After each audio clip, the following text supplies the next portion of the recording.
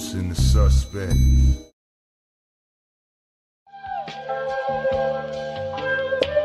The usual suspect thing. Look, US6 where the real ones politic at. Late night smoke with the fight game where the critics at. Every punchline got a barcode and a timestamp. Receipt talk, we ain't never had to spin facts. Dr. KG with the pressure and the pause. Voice cut through the static and the industry noise. Live from the mud where the coaches still breathe. Where the fans want truth, lot of company feed. No scripts, all pain, all perspective involved. We seen puppets get promoted while the real get ignored. So we built our own table out the blood and the scars. Now the channel got motion from the hoods to the stars. Art fella in the lab like alchemists with the boards. Man, scientist energy, plotting seasons and scores. Dana Black with the pool picks, sharpen the brand. Made accountability a language they don't understand. Tales from the B-side, let the underdogs vent. Open mic turn the casual fan militant. Suspect teens get dangerous after dark.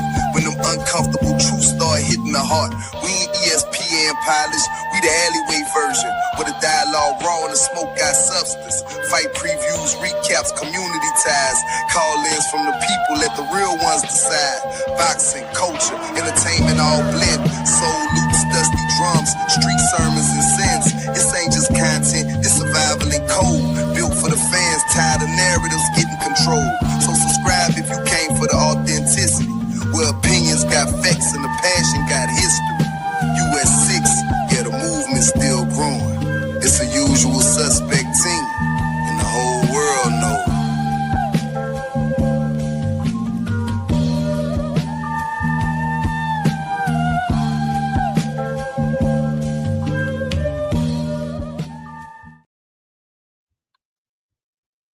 Man, we are back.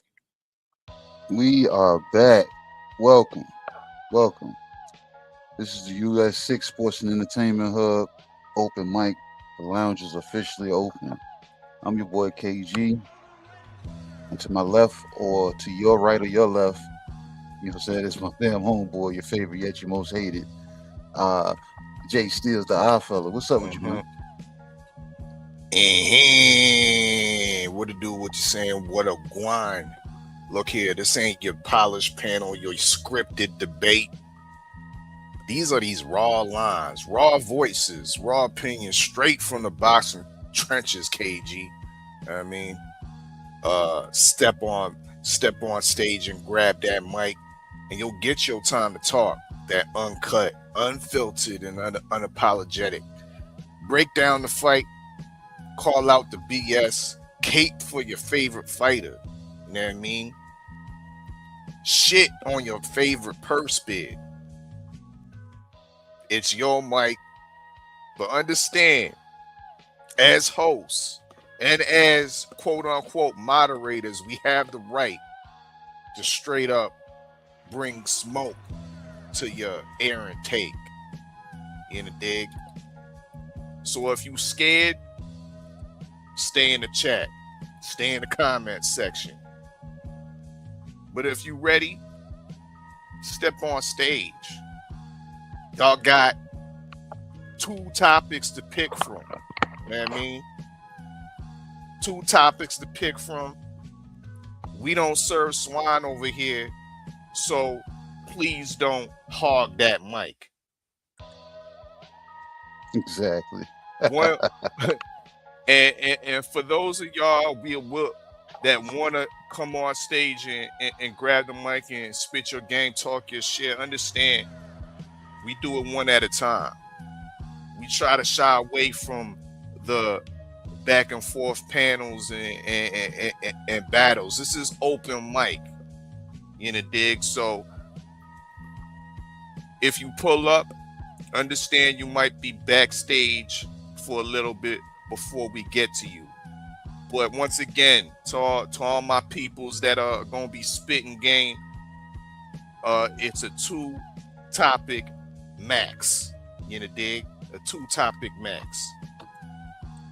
But without further ado, let's get into the menu, KG. Yeah, what we got today, man? What do we got today? Let's see what we cooking up today. Hold up. Let's start here. We got the a new item on the menu, KG, the Richmond Punch. That shit sound good. It do sound good. And it will be officially unleashed on August 22nd, courtesy of championship-minded promotions. Huh? You know what I mean? You ain't lying. And of course, we got on the main event, Natasha Nightmare Spence versus Precious Harris McCray. Huh? Yeah, it's all going down August 22nd, Richmond, Virginia, at the U Play Sports Complex, KG. Exactly, in Henrico, Virginia.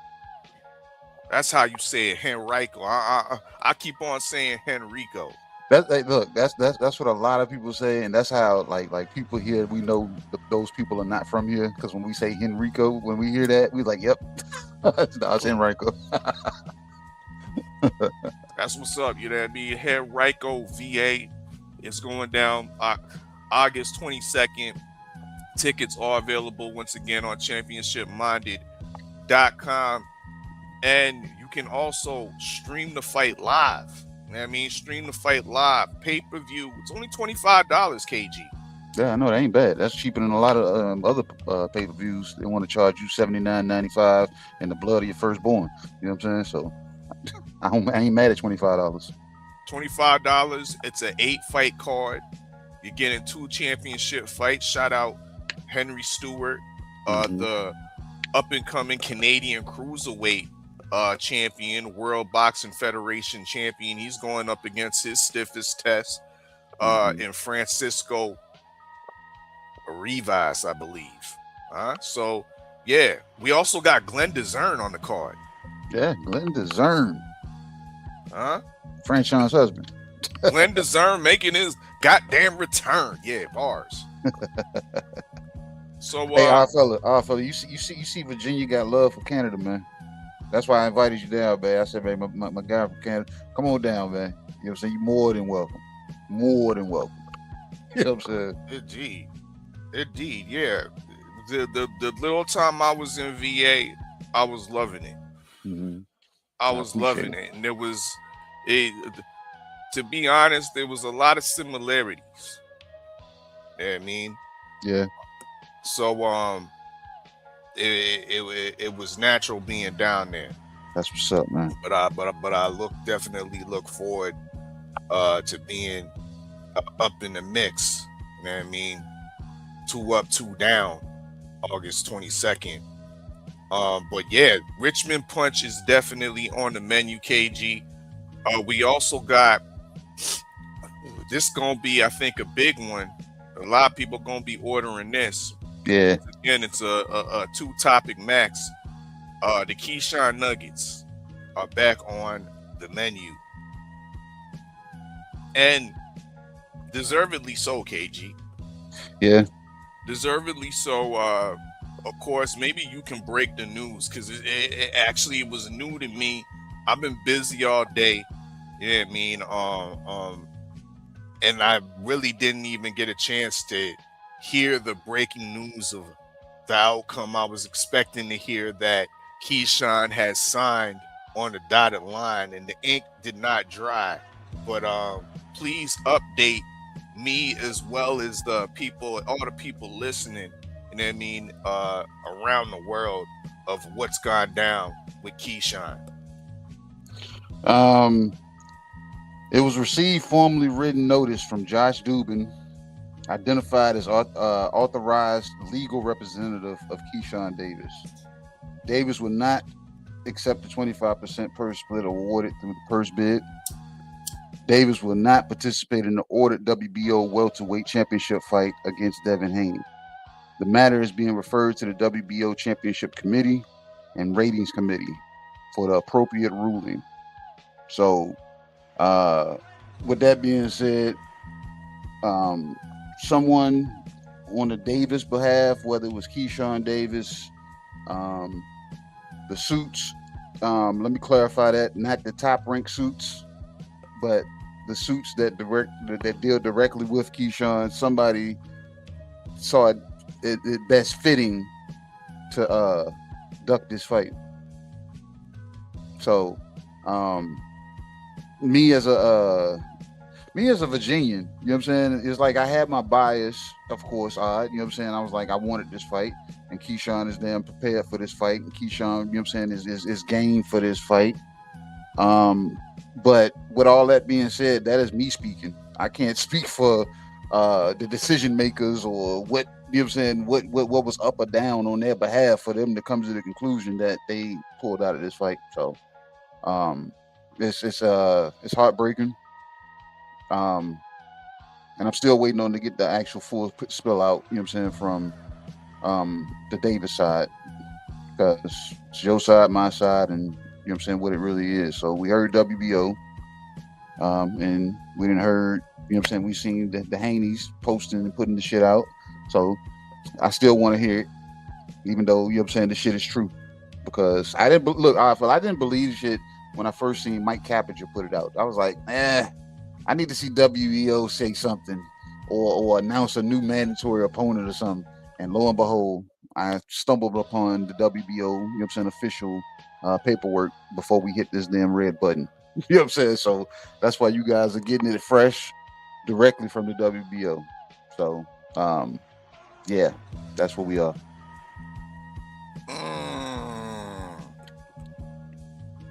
Before we go any further, I think Keyshawn and Team Keyshawn must atone. Shame. Shame. Shame. Shame. Yeah, we're going to let that play out. My take coming soon, people. Let's continue on with this menu, KG. We also have the Jalof Joshua. Huh? I almost joined some Jalala rice today, man. Almost did. Changed my mind. Well, you can order it this evening, KG. we have it on the menu. And I don't think we've been able to cook on this real properly yet. I haven't really cooked. I haven't cooked on old Joshua. Nah, but we haven't. Old Joshua is definitely looking like some jollof, looking like some food at the least. Oh yeah. To a whole bunch of I ain't never seen so many Albanian heavyweights making campaigns to fight Anthony Joshua right now. I can beat him. They're making full out Instagram campaigns. So I'm next. Posting venues and shit and dates and shit god damn. Everybody thinking Joshua food. Every domestic level British fighter, heavyweight fighter is licking their chops. David Adelaye, huh? Even Johnny Fisher. straight from the Chinese takeout is looking at AJ licking his lips. Pause. So yeah, Jalof Joshua is on the menu. You know what I mean, for the people. Yeah, we had to put that on there. Before we get to the rest of the menu though, let me salute everybody that's pulled on up to the US6 Open Mic Lounge. Once again, we're gonna post the link in the chat after we finish up on these menus. You know what I mean? Spit your game, talk your shit, right? Salute to Frontline. You know what I mean? Big up. We got Tay Brown, the real queen of MMA. She done pulled up to the lounge. You know what I mean? Salute to the queen. We got Teach. Teach is in the building. Yes, indeed. Sheldon LDBC Strong. Yes. Well, actually, no. McDonald's chicken nuggets are not what we doing. You know what I mean? They are not what we doing, my man. We not have that. Yeah, we doing Keyshawn nuggets. We doing Keyshawn nuggets up in here. They are delicious. You know what I mean? You can keep your McDonald's chicken nuggets and your sweet and sour barbecue sauce. Because over here, we got the Keyshawn nuggets with the duck sauce, huh? Yeah. Authentic Hold duck that. sauce. Yeah. This is authentic duck sauce. This duck sauce is the one of one. I've never even had it before. It's a new flavor, but it's duck. God damn. All talk plus duck. That's what it's called. Salute to TD Sports Talk, aka Turncoat Tommy. Jeez. Up in the building. Big up DP Rocker 513. You know what I mean? Up in the US6 Open Mic Lounge. Salute, my brother. Salute. Who else we got up in here? You know what I mean? I think, yeah, that salutes everybody up in the building. Smash that like button, share that stream. You know what? It's the usual suspect thing. Let's continue with the rest of the menu, KG. Jollof rice. Oh man, I might get that for dinner. I'm sorry. You can talk that up. I might have to go see what's up. Yeah, man. Yeah, I used to fuck with the jollof heavy, bro. But some of these niggas be making it too spicy, bro, and I can't deal with the spice no more, bro. Or they overcook it so it's damn mush. Yeah. But we making it just right over here. You know what I mean? So y'all order 6-star chef. 6-star chef, man. I'm trying to tell y'all. 6-star. You write home to your mama about it. Yeah. Yeah. And tell them to subscribe while you at it. Exactly. US6 Sports and Entertainment Hub. So KG, we got the Reaper Roach split. You know what I mean? You got sweets in the middle of the menu? So we serving dessert like halfway through the menu? You said 6 course. You know what I mean? 6 stars, 6 courses of shit. You know what I mean? This is the 6th course right here. And we got the Reaper Roach. Because you know how Roach likes to draw and get some split decision. Keeps them getting some splits and draws. You know what I mean? So we got, those aren't really cherries. Those are actually red cherry peppers. Yeah, you know what I mean? The Ghost Reaper peppers. I mean, yeah, I mean, but it's a good combination. Completely offset the palate. Take one whole, you know what I mean? Yeah, the ice cream, yeah, definitely offsets. And the split banana also offsets the cream in its pause. Thank you, KG. But we got that on the menu, bro. Reaper Roach is low key dwindling our pound for pound talent, like talent talks right now, in my opinion. Because one, I think he beat Tank Davis. You know what I mean? He should be the WBA 135 champion right now. Went up in weight, beat Pitbull Cruz in my mind, but on paper he got a draw. You know what I mean? So he low-key dared to be great.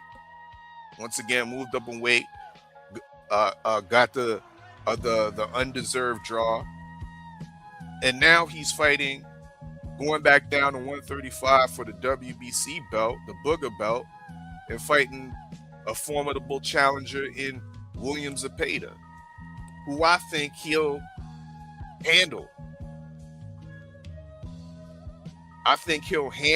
But will the judges and the pro-Mexican crowd think the same? It remains to be seen, KG, but the way you say that, I think Lamont's a pound-for-pound talent, bro. But when you utilize the words like handle, then that shouldn't be like misleading to the judges. Because if he's not handling him, then the judges, I think they're going to be able to read if he's handling him or not. But if he's in a competitive match, yeah, we're going to get a lot of 50-50 rounds. A lot of 50-50 rounds. I was telling people, I said, with the high output of Zepeda, if Lamont Roach is not able to punch in between those punches to make him freeze up, then this is gonna be as a pay the damn decision, stoppage, however you want to swing it. You know what I'm saying? Swing it for, you know what I'm saying, however the judges, like based off what you're saying. But if he's able to then get in between and freeze him up, those 50-50 rounds turn into 75, you know what I'm saying, 25 rounds, you know what I'm saying, for Roach. And I think he can actually handle him if he does it like that. But if he doesn't, he's in for a long night, bro. Long night.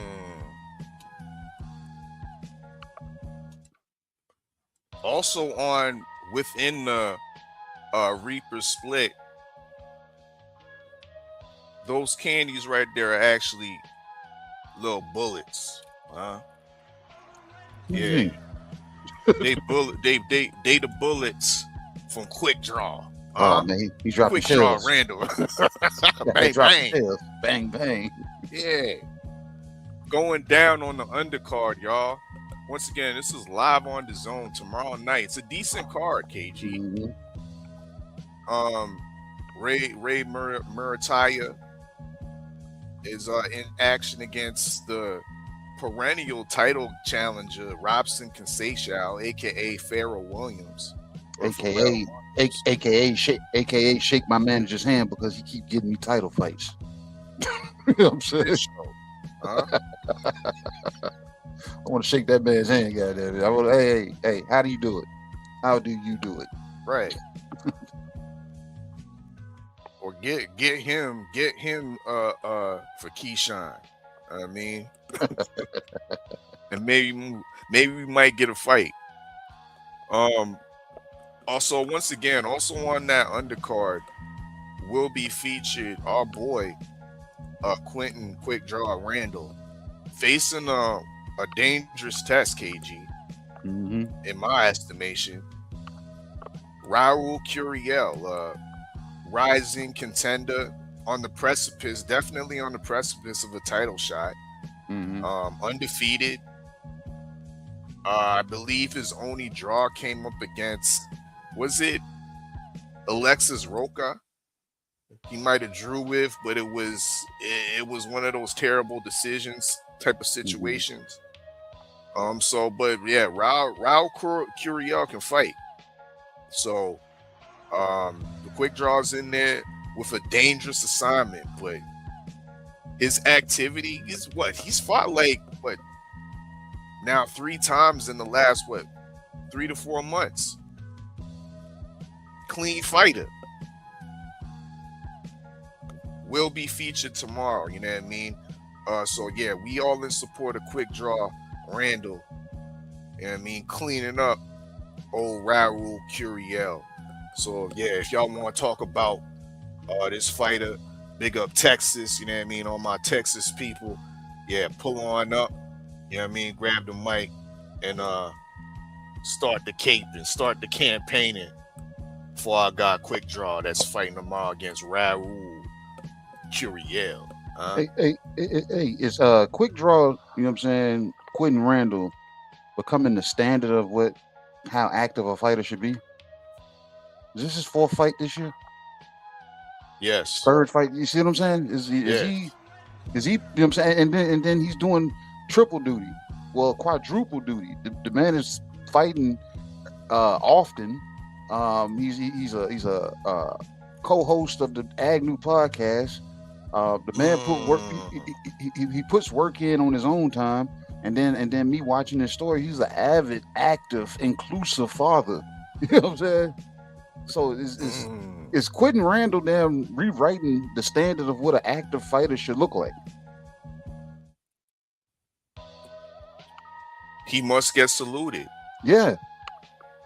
As well as on the I must reiterate, off of everything you just said, on top of that, he's a clean fighter. And a clean fighter. So, yeah, he's definitely setting some high standards and setting the bar of the way fighters should look and act like. Let's hope this translates into major success into the washing of Raul Curiel, because this is a tough assignment, KG. Raul came in overweight, so I don't know. You know what I'm saying? If he shrinks himself down more, he might then be weight drained tomorrow. So who knows? You know what I'm saying? He came in over today. Do we have any breaking news on that? With your on the weights? What's going on? From what I understood, he came in like 1.2 pounds over, and he had to pay 147. Yeah, so he had to pay. They had to pay Quentin Randall, I think, like 10,000 because I'm saying for every pound that he was over. So 1.2, they paid him 10.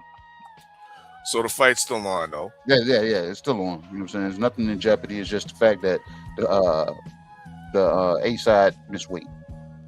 You know what I'm saying? So okay.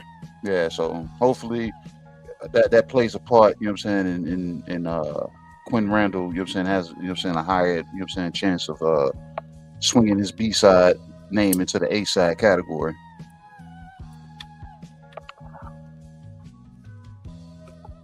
KG, we also got the promotional platter. How relevant is that? You know what I'm saying? Because you got to might put Takeover in there, Takeover Promotions in there, because they actually played a part and tried to throw their hat in the promotional damn fight yesterday. Well, yeah, if y'all want to break down the promotional aspects of the purse bid, because we had 2 participants, Takeover Promotions, who bidded $2.3 million, something like that. Mm-hmm. And of course, Top Rank bidding the winning bid with $8.5 million. Where was the big promoters in this situation is interesting to me. And another question that still lingers in the back of my mind is, where was the DHP bid? I was wondering that too. Now, I did hear Bill answer that question to a certain degree, but I wasn't really satisfied with the answer, KG. Are you ever? Sometimes I admit satisfaction, but this still there's still to be there's questions still to be answered in this regard. But it ultimately it's irrelevant because your boy done ducked. Yeah, so it's neither here nor there. But it is on the platter for y'all to nibble on if y'all want to talk about any of these promotional companies out there. Zuffa, even at that, though, of course, there was news that the Muhammad Ali Revival Act will be pushed through by next July.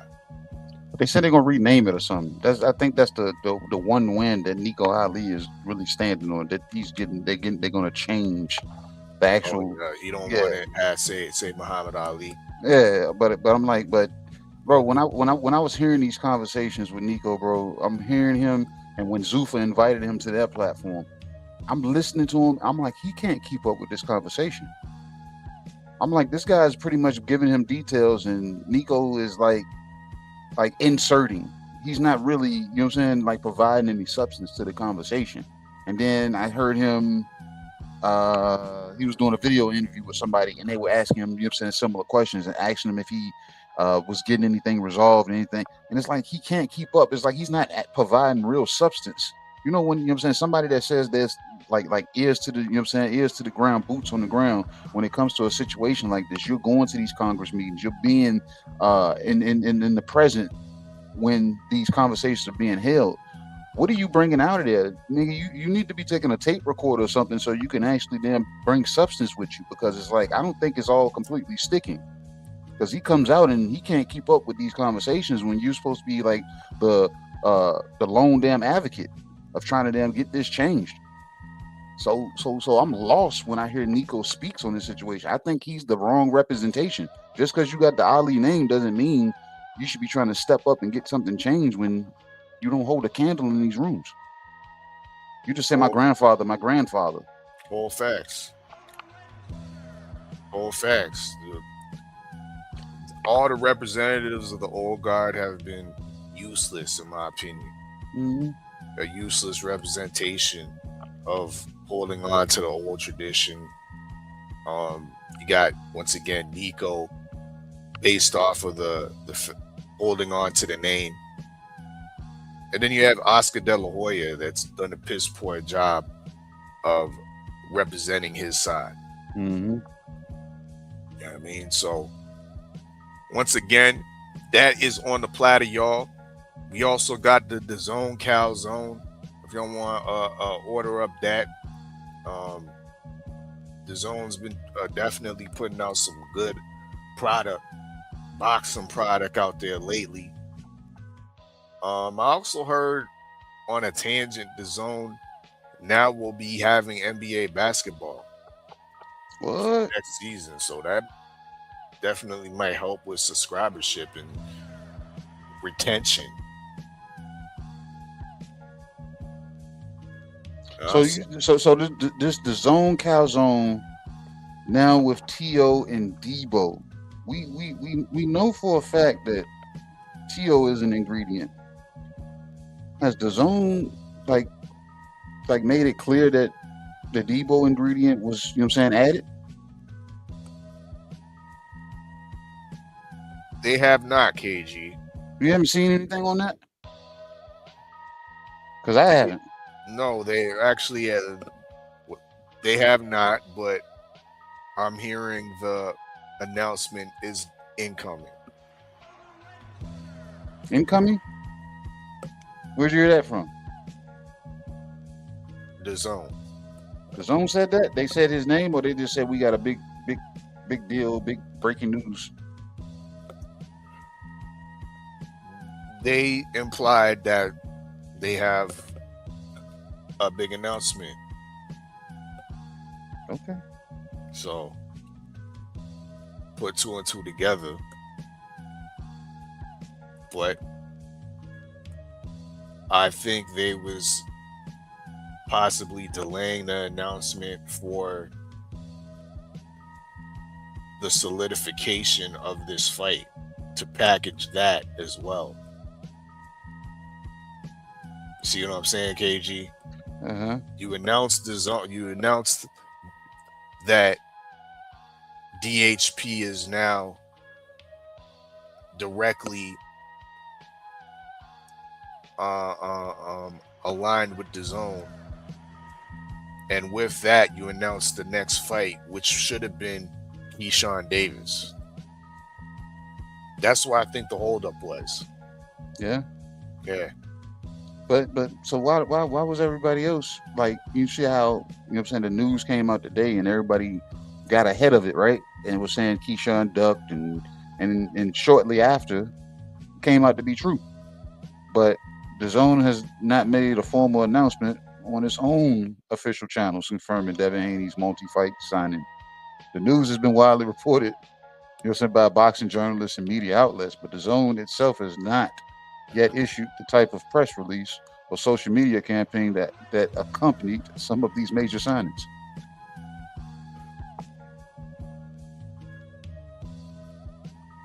Once again, KG. Just saying. Incoming. What's taking so long? Because I had to wait. Look, I had to wait 20 fucking days for a negotiation to find out that motherfuckers was not negotiating. Then I sat back and waited, and then went to purse bid, and I was like, okay, it's on the purse bid. I'm like, okay, it's going to purse bid.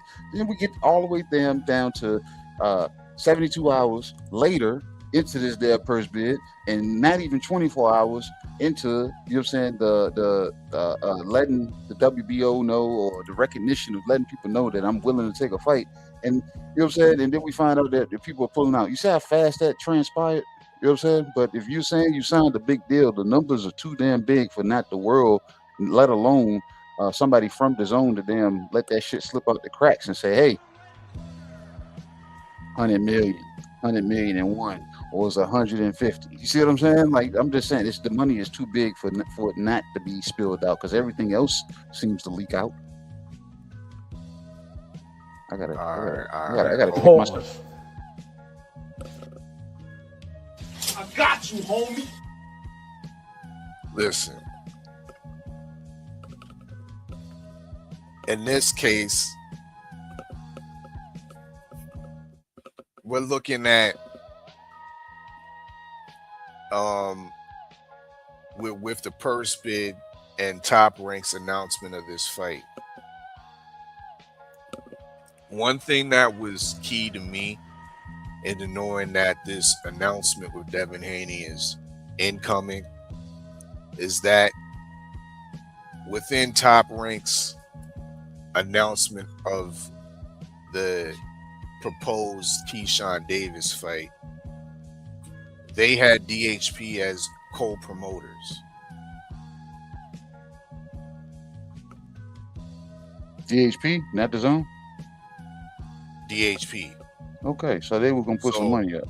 So through having that as a co-promotion, that kind of tells me that the DHP DAZN deal is pretty much solidified. Why would you as Top Rank co-promote with a entity that don't have nothing backing them? Because they're a promotional company. You don't you don't share the promotion, though. You can put them on the once again they're on the promotion, but you don't co-promote with them. Hey, your name go on the flyer. You know what I'm saying? I'm going in this room and I'm leaving with something. So, co-promotion or no promotion, DHP all the way. That's how that functions. That's how that functions. Bill is able to talk his way in the rooms. Yeah. Co-promotion, in conjunction, in collaboration, all of that. You know what I'm saying? I play a part in all that. I'm getting paid.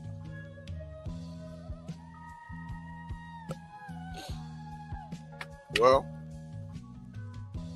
the link is posted in the chat. KG, I think we should go to commercial break and come on back. Oh, of course, I got you. You know what I'm saying? Brought to you by Unusual Suspect 6. Tap into all the shows. Real conversations with KG. Right now, I'm at peace right now. You know, things get hectic as it gets closer to the fight. Okay. Do we got a fight?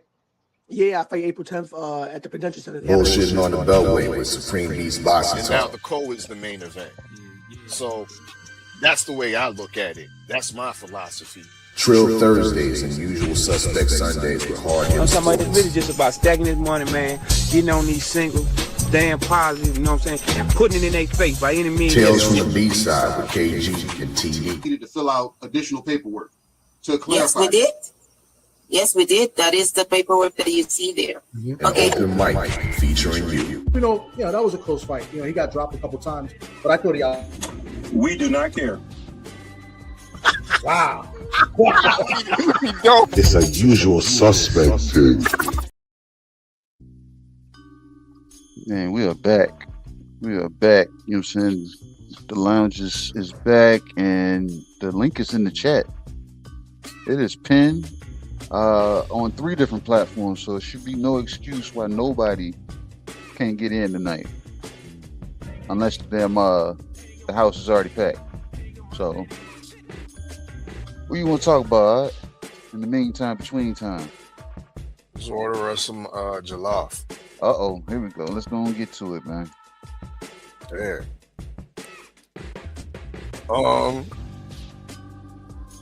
There's a lot of coddlers and capers out there in the UK giving AJ a pass for that performance. Though he got the clinical finish in the second round, I still believe, bro, that those early knockdowns were a tall tale sign that some of AJ's punch resistance is further deteriorated, in my opinion. Think so? Yes.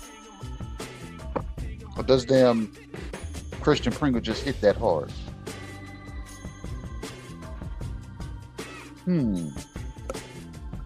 With a small little uppercut that wasn't even full torque, putting AJ down and having him shooken for the rest of the round. I don't know, bro. I need to see Pranga in there with some other stiff competition before we can absolutely rate Pranga as a power puncher. Okay. And at that, the question remains is why didn't he finish the job in the second round? Poor instructions from his trainers telling them to hold back and see what we got. I hope that's not the instruction, bro. I really thinking do. that it was a foregone conclusion that the right hand was going to land again. I hope that's not it. I hope that's not it. Leaving the windows wide open for what we can say is conspiracies at this point of whispers being made to the corner by Big Turk. Nigga, pull back, and I got $1 million for you.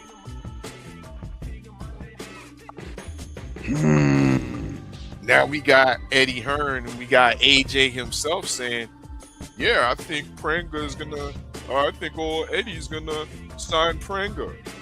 I think he has a lot of talent. What? Bro, what are you talking about, man? Yeah.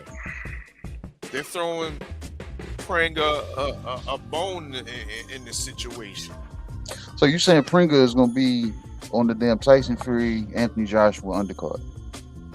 He might be as a matchroom fighter. Oh man. Don't that look sus, bro? It does, and it looked like, you know what I'm saying, hey, take this L. You're still young. You're still in your 20s. You can come back from this. AJ's on the way out. We gotta, you know what I'm saying? He's our favorite son, so we gotta, you know what I'm saying? Look, and I gotta get that AB, cut that soft ass shit out. You know what I'm saying? But yeah, but that's what we gotta do. We gotta just let AJ just run his course. You know what I'm saying? And KP, we got you. You got a cool nickname too, KP. You know what I'm saying? So, oh man, I hope that's not it, man, because I talked to some of the people up there in New Jersey, man. And I said, man, and I'm feeling the same sentiments, but I said, bro, the streets is talking. And they said, what the streets saying? I said, they're saying, the streets are saying that Pringle laid down, man. Pringle laid down. He came out there with all this intensity and energy in the first round. And then the second round, he allows AJ to get space in between them where he can start damn fighting from the outside, putting his jab in place. Who the fuck idea was it to tell this guy to allow space between AJ instead of continue to make it ugly, smothering him? Because AJ couldn't function. And he wouldn't have been able to function in the second round if he came out doing the same thing. So something is completely off. You can't have to switch on and then turn the switch off in the second round. Then I'm having people tell me, oh, he, you know what I'm saying, he blew his load. Pause. I don't believe that part. All the work that y'all tell me he's putting in, all the running that you said the man does, you know what I'm saying? Was he nervous? Was he, you know what I'm saying? I thought the nervousness goes out the window once the ice is broken. And the ice being broken was you dropping AJ. Any nervousness, any damn adrenaline should have been able to be maintained at that point. But who am I? I'm wrong. You know what I'm saying? Like I said, I can't think for another person. You know what I'm saying? Or, you know what I'm saying, what their skill set is, or how their mindset is, or what the trainer, what objectives they had. Did they have money on the third round or something? They're like, yeah, we just got to make it to the third round and we're going to stop AJ. I don't know. You know what I'm saying? But at the same time, it just looks weird. And it looks even weirder if you come back on the undercard, sign the matchroom.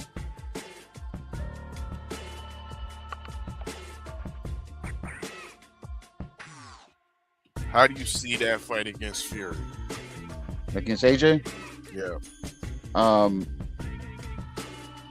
AJ can't play the outside game with Fury the way he was able to do with the lack there of skills out of Pringle. Fury is taller, has longer reach, and he's content staying on the outside. AJ has ever been known for being, you know what I'm saying, a good inside fighter. You know what I'm saying? He's mid range, you know what I'm saying, outside range fighter. I got early prediction, man. I got Tyson Fury boxing his ears off. And if he's able to get hit the way he was getting hit against Pringle, Fury is going to be landing more accurate punches. And if it comes to that point, I think Fury will chase for a damn stoppage. Because, like you said, his recovery and his recuperative powers has gone on a further decline. And Fury is not known as a puncher, but he can put those punches together and send traumatic shock through you that you can question if you want to get back up again, especially with somebody with the reputation of the AJ bot. Looks good until it starts to malfunction. I got Tyson Fury winning this fight, man. You know what I'm saying? Whether by unanimous decision or he's gonna get a stoppage out of AJ because AJ is gonna quit. He it's like he has it in his system. That goofy smile, I'm not sold. Not sold.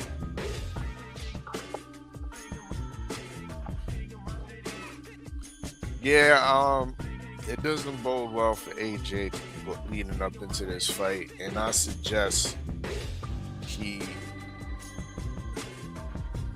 take a step back from the aspirations of being undisputed champion. I suggest Alexander Usyk refrain from putting those notions in his head, because once again, Pringle wasn't world class, and if he had a little bit more experience per se, he probably would have been able to put the finishing touch on AJ and getting him on out of there. Mm-hmm. So I think this is an excellent cash out for AJ.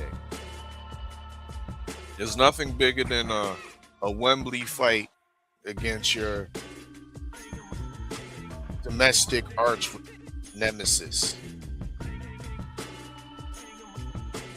And both of y'all have shown vulnerability, so it still makes for an exciting fight, in my opinion. Mm-hmm.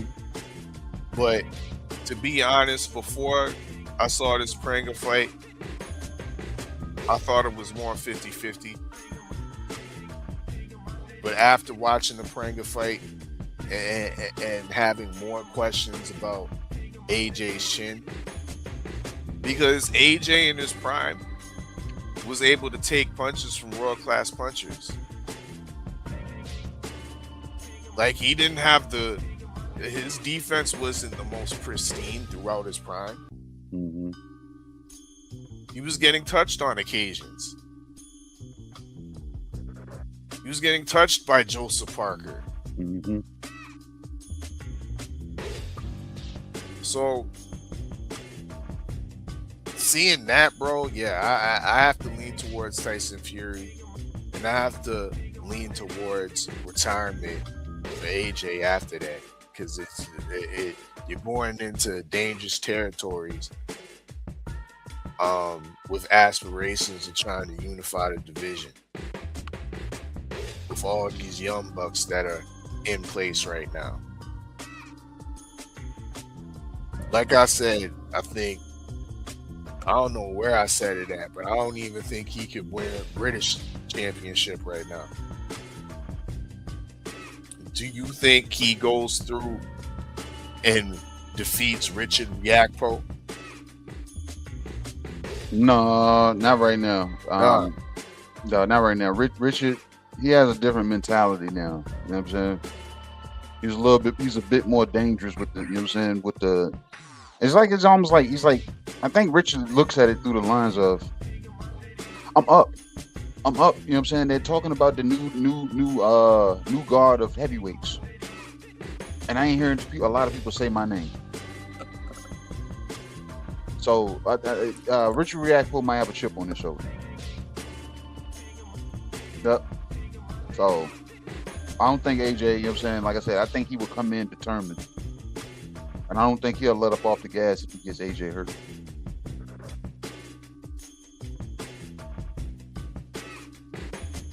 Jalaf Joshua, food for the people, food for the heavyweight boxing landscape. Mm-hmm. And I'm kind of puzzled why Tyson Fury hasn't signed yet. There's a report out there saying that Tyson Fury is not interested in the fight no more. Well, who is he interested in fighting then? Or is he looking to retire again? Or another guy that he's fine with taking off the grid? Look, Tyson Fury, he's one of them dudes, and he'll do this too. Some of these younger guys, they need dance partners. Tyson Fury doesn't look like he needs dance partners. He just gets in with whoever when he wants to. His last opponent was ranked like 200 and something. You know what I'm saying?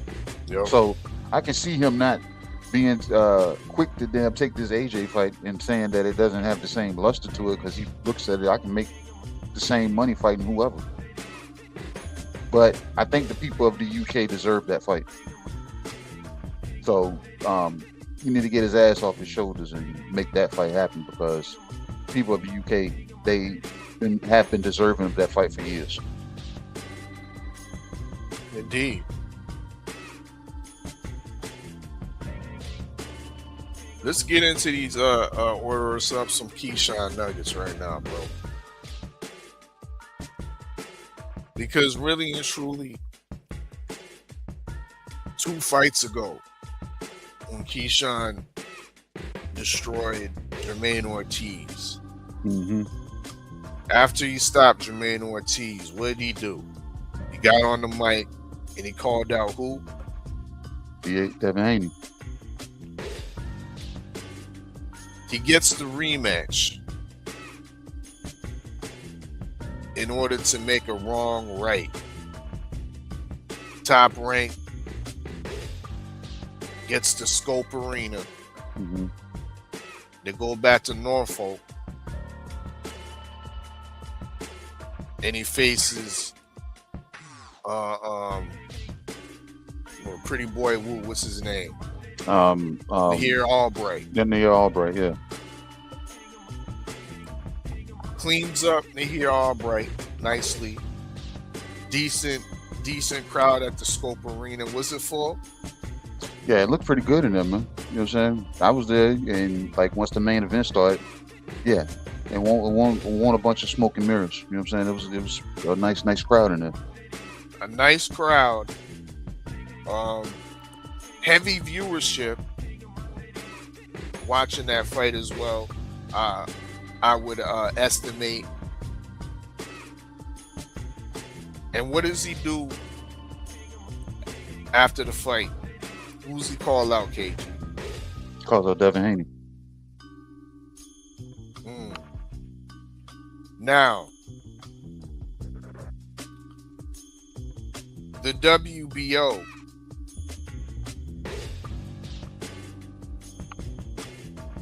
they put Keyshawn Davis, they insert him as the number 1 fighter at welterweight. Yeah, but why? They didn't just put him there. How did he get there? Tell the whole Right. story. How did he get there? Now, one, Keyshawn's team would have to formally submit notification to the WBO that they have intentions of moving up to welterweight. So you can forget about putting me in the 140 rankings for next month. Insert me at 147. The WBO obliged KG. And they put him at number 1. Mm-hmm. Weeks pass. And they what they do, they officially made him the mandatory. Ordered the fight. Say, y'all get your shit together. We made your wish come true, Keyshawn. You done called the man out, the champion out, the WBO champion out 2 times now. We're granting you this wish. Y'all got such and such time to negotiate and work on out a deal. Negotiations go on, KG. Now we hear many reports that aren't really conflicting, KG. The average report states that Keyshawn was offered a flat rate of $3 million.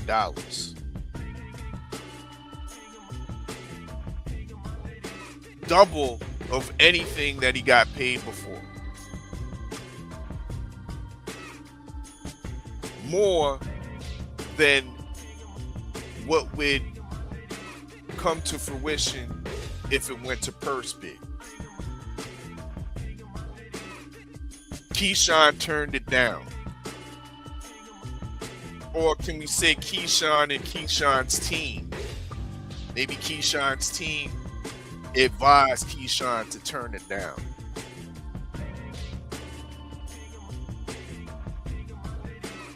They go to purse bid. Only 2 bidders. Takeover Promotions, once again, they bidded $2.3 million, and Top Rank with the winning bid. Top Rank, of course, let me reiterate for the people in the back, is Keyshawn's promoter. So that now they control this fight. Because the KG, there's situations where when it goes to purse bid, you got a riffraff promoter that scoops up somewhere out of the blue, finds $3.5 million or something like that, and wins the purse bid. And now you got this promoter taking the fight to motherfucking Germany or something. Taking that shit to South Dakota. Yeah. we going to Winnipeg with this shit.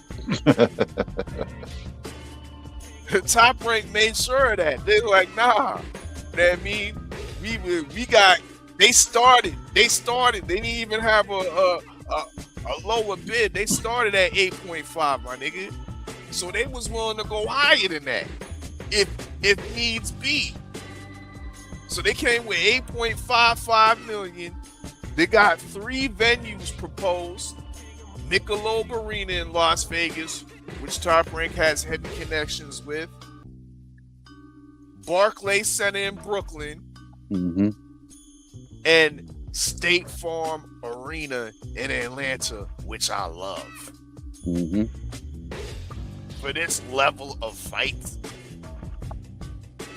2 Black American stars, undefeated, legacy on the line. State Farm Arena is where it needs to be at. Salute the Top Rank for putting that in the details, huh? That card still goes down, I think.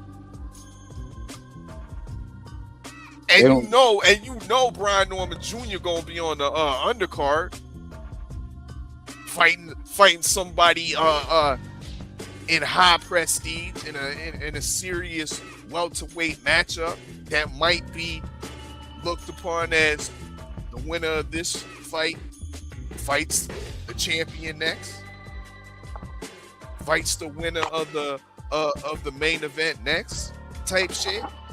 This was the making of being a beautiful thing, bro. And Keyshawn,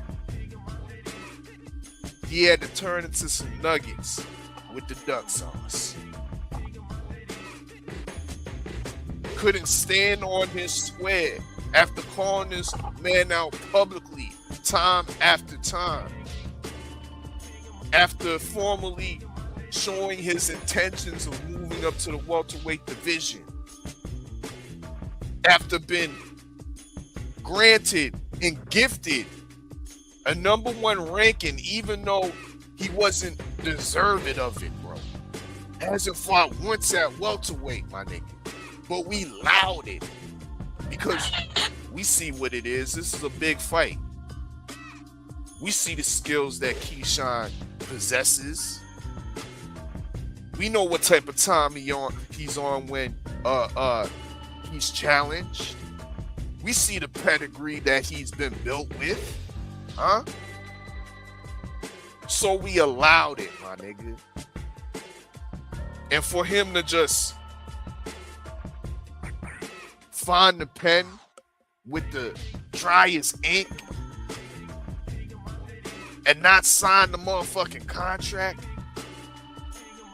and then have your team, your representative, say you're officially pulling out of this fight is the one of the biggest ducks of modern time, KG. I'm sorry to say, bro. When I get into a relationship, I got 2 pet peeves, and I make them clear in any relationship. Don't lie to me. Don't make me look stupid in these streets. I don't think those are hard asks, you know what I'm saying? But at the same time, people still find a way to either lie to you or make you look silly in these streets. So that's why I stand on, you know what I'm saying, what I've always said. Let me know when the bell about to ring, man. That's when I really care. Because all these shenanigans, and that's why I don't tie myself into being a fan of these guys, you know what I'm saying? Because people get so wrapped up in their fandom that fighter is eventually going to let you down. Whether it's out of the ring because of some bullshit, or in the ring because he decides not to perform, or a guy just shows up better than him that night. So it's just, I'm a fan of boxing when boxing actually happens. This social media area, the microwave area, I say this over here, but don't believe me over here. Bro, it's if I had, well, no, it's not stressing me, but if I was like tied so deep into like the fanboys is, I'd probably be done pulled my hair out by now, bro. Be done pulled my hair out. Either that or my blood pressure be through the roof. So, yeah, but it's crazy. That's why I'm able to put that void in between me and fighters that I like, because they're going to let me down, or it's going to be sold that they let me down, and it's the people that's actually pulling their strings that let me down. So whether it's that or that, either way, I got let down. But that October 3rd date is still, I think it's still set in stone, and Keyshawn more than likely may be on that card. And I got a gut feeling now, because I had a conversation, I want to say about 2-3 weeks ago, before this negotiations turned into a first bid. Keyshawn might be fighting Frank Martin. And I'm going to just say that now. So, who knows? But that October 3rd date is still set. We got our first guest on the mic. Pulled up to the stage. Yes, Mr. Thomas from the Bronx, TD Sports Talk, aka Tommy Turncoat. What it do? AKA Triple T Trash Talking Tom. What is good? What is good, man? You bringing trash in the lounge, bro? You bringing that trash in the spit your game, talk your shit, fam. Yo, but that's what I always do, and that's what people don't understand, and I'm here to have fun, talk boxing, and I gotta talk, we talk our shit, whether we right or whether we wrong.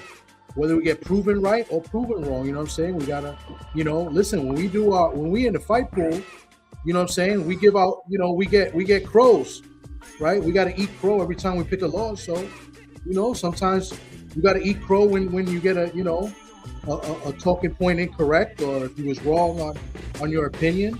You know what I'm saying? So, you know. Speaking of which, we're gonna serve you up some croquettes, my brother. Yes.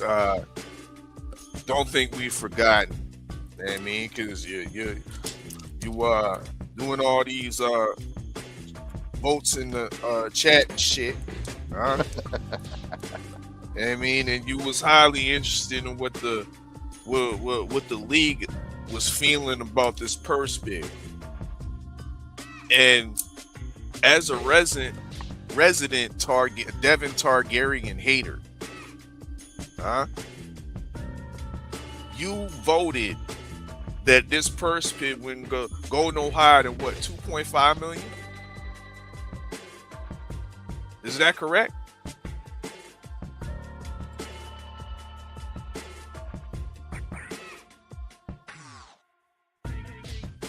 We can't hear you, Tommy. You know what I mean? We just served you the croquette, and you just already got your mouth stuffed. We can't hear you. All we hear is take your time and swallow it. You know what I mean? Pause. Still can't hear you. Might have to fall out and then fall back in. But yes, you did say that. You go no higher than 2.5 million. You was off, my brother. You was off. Off by about 7 million. Hate. So the price is wrong, Tom. Price is wrong. I don't know if he's talking or if he ain't, or if he on mute, or if he's doing what, you know what I'm saying? But go ahead and kick yourself out and come back.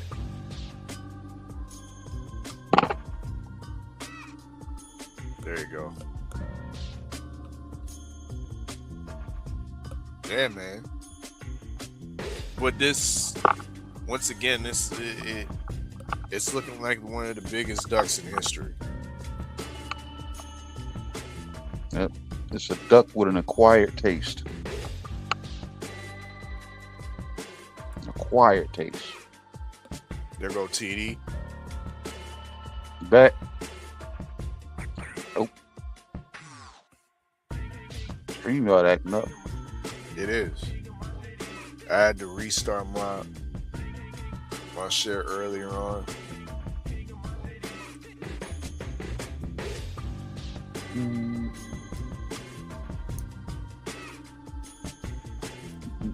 Well, until he comes back, let's talk about this Roach Reaper split. Can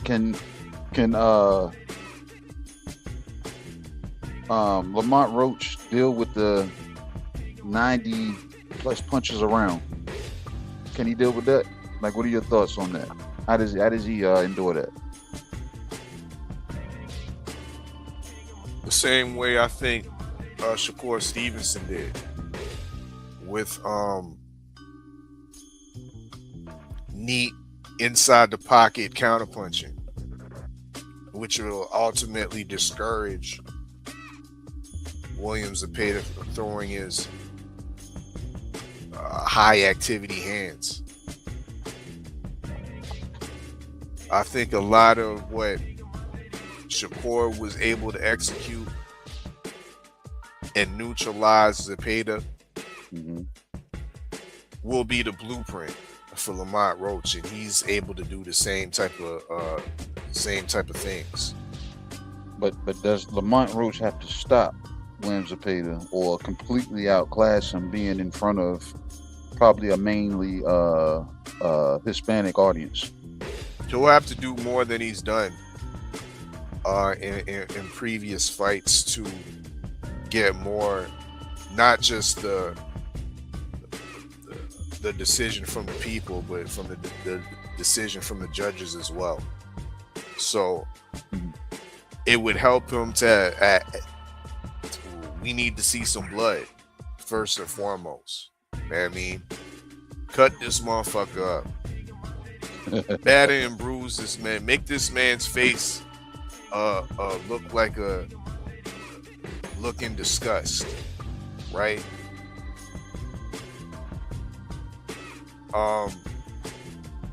If we can actually get some knockdowns, from Lamont Roach on Zepeda, that will help and make it a more conclusive victory for him. We just don't know. Like Zepeda, go on mute, TD, because I'm getting some feedback and some echo. We don't know how bad that Zepeda loss from Shakur is affected him. True. That was a whooping he took, a whooping and an embarrassment. Yeah. So you saying the people gonna want blood? You know what I'm saying? Are they gonna want blood, like almost like in the sense of like what we got going on here? Is this bad blood? It damn sure turned into it. Yeah. We're gonna see more of it this Sunday. Yep, 4 p.m. Eastern Standard Time. Y'all come right back here. Right back here. Wherever you logged in at, you know what I'm saying, to get this information, this transmission, come back here, man, because anybody's been following these two ladies, there may be bad blood brewing here. So y'all tap in, man. Come back Sunday. But we got Thomas back, man. You back, Thomas? Can you hear me now? Yes, most definitely. Oh, all right. It sound better? Yeah, crystal clear. You good, but before you go, yeah.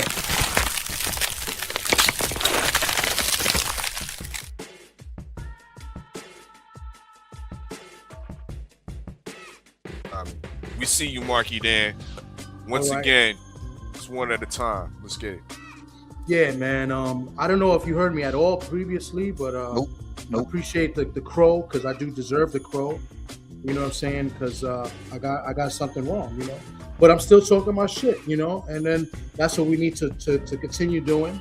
You know, I'm not the one. You know, I'm not one to hide and, you know, then pop out later after I got something correct. You know, like some people. You know what I'm saying? So you know what I'm saying? So you know, I eat my crow, and you know, and I take my wins when I get them too. You feel me? So I was wrong about Keyshawn, and you know, I'm highly disappointed with Keyshawn, as everybody else should be. Whether you're a Keyshawn fan or a Devin Haney fan, we should all be disappointed in him, because at the end of the day, we wanted to see a fight.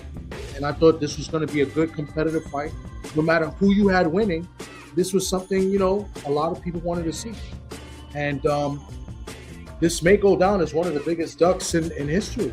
And I'm a guy, and you guys know me, and you know, maybe not know me too long, but I don't like using the terminology of duck. I hardly ever use it, you know, because I really don't feel like guys or fighters really want to duck another fighter. I really don't.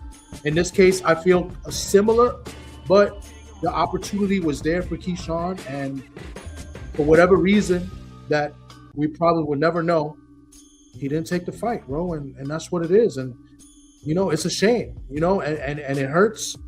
You know, it hurts Devin as well, because look, now that's more time taken away from his career, more time that he has to put on the shelf, you know, and it's just bad business, you know, all around. And go figure, his name is the businessman. Crazy work, bro. And it's highly disappointing, but yes, I did think that, you know, the $3 million offer was capped. I did think that Keyshawn was going to take whatever the offer was at the purse bid. You know, I did say that the purse bid would be $2.5 million. You know what I'm saying? Even Tio thought that too, because Takeover bid about 2.2. You know, so they kind of were with me as far as the purse bid. You know what I'm saying? So listen, man, we're not hating ass motherfuckers. Yeah. But you know, say that doesn't mean we haters, you know what I'm saying? Like maybe Tio, but I'm not a hater. I gave my reasons why. They were good reasons, you know what I'm saying? I didn't go up here and just said, you know, these fighters are not worth this or they're worth that. You know what I'm saying? I gave my reasons, and I don't have to repeat it here. I already said it on 503's channel. I think I said it here on the open mic last week.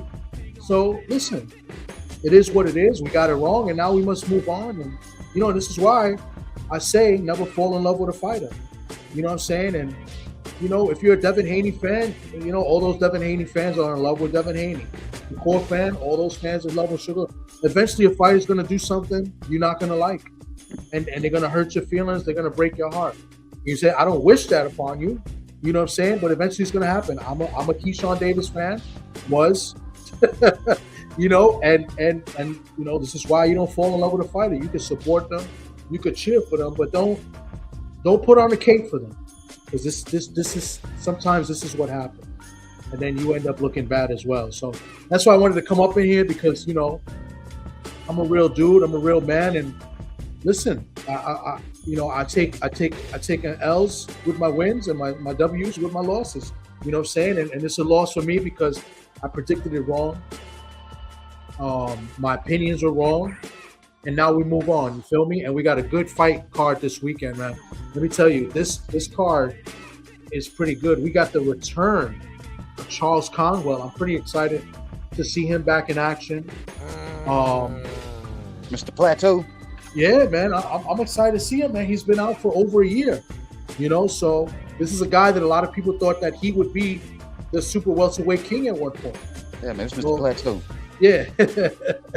You know, so listen, I'm excited to see him. Quentin Randall, this is a good fight, good opportunity for him. Mm-hmm. You know what I'm saying? He's been active. You know, I wasn't there to be part of that Tales from the B-Side interview that you guys had with him, but I did watch.